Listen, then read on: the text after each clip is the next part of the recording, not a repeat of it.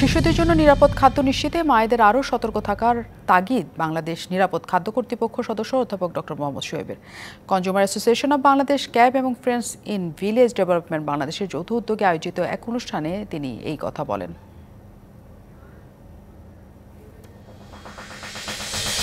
নরসিংদীর মেহেরপাড়া ইউনিয়ন পরিষদের সাবেক চেয়ারম্যান মাহবুবুল হাসানকে কুপিয়ে হত্যার ঘটনায় ইউপি সদস্য আতাউর রহমানকে প্রধান করে ২২ জনের নামে মামলা দায়ের করা হয়েছে। অজ্ঞাত আসামি করা হয়েছে ১২ জনকে। বিকালে মাধবদী থানায় হত্যা মামলা দায়ের করেন নিহতের ছোট ভাই হাফিজুল্লাহ।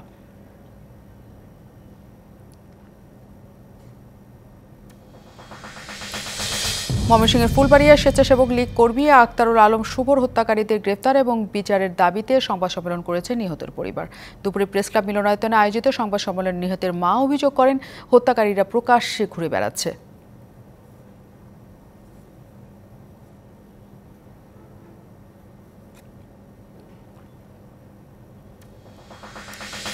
প্রায় ২.৫ কোটি টাকা অনুদান পেলেন কুষ্টিয়ার আগুন ক্ষতিগ্রস্ত ৮৬৬ জন পানচাষী। বিকালে ভেড়ামারা উপজেলার বাহাদুরপুর ইউনিয়নের কুচিয়ারা বিজিএম কলেজ মাঠে ক্ষতিগ্রস্ত চাষিদের মাঝে চেক বিতরণ করা হয়।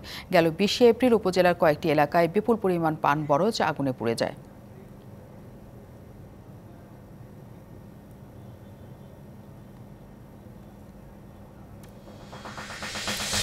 চট্টগ্রামের রাঙ্গুনিয়ায় জিয়াউর রহমানের ৪৩তম শাহাদাত বার্ষিকী উপলক্ষে মাজার জিয়ারত এবং মোনাজাত অনুষ্ঠিত হয়েছে। সকালে যুবদলের উদ্যোগে মাজার প্রাঙ্গণ পরিচ্ছন্ন, বৃক্ষরোপণ এবং ফুল দিয়ে শ্রদ্ধা জানানো হয়। এই সময় উপস্থিত ছিলেন যুবদলের কেন্দ্রীয় নেতাকর্মীরা।